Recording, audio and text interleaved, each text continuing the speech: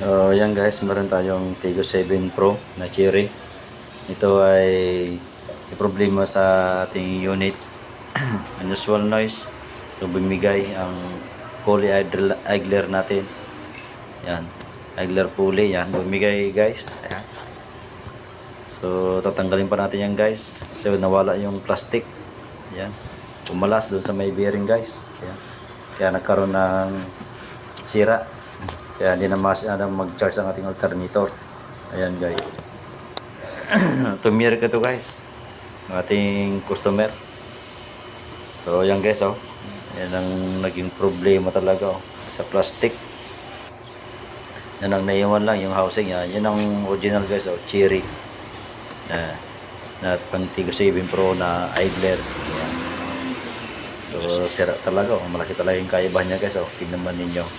So talagang bumigay ang ating bearing, kumalas. So ayan guys, so install na natin.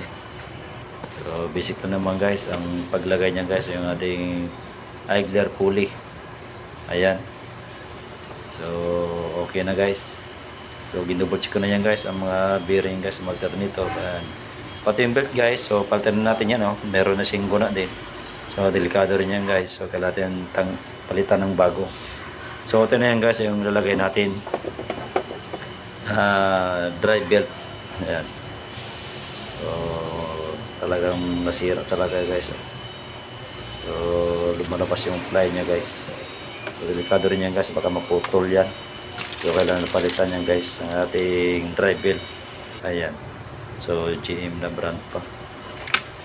So yan guys, naikabit ko na.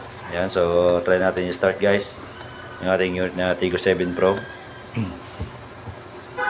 Ayan. So try natin start. So yan guys, mandar na ang ating unit na Tigo 7 Pro. So punta tayo sa engine bay.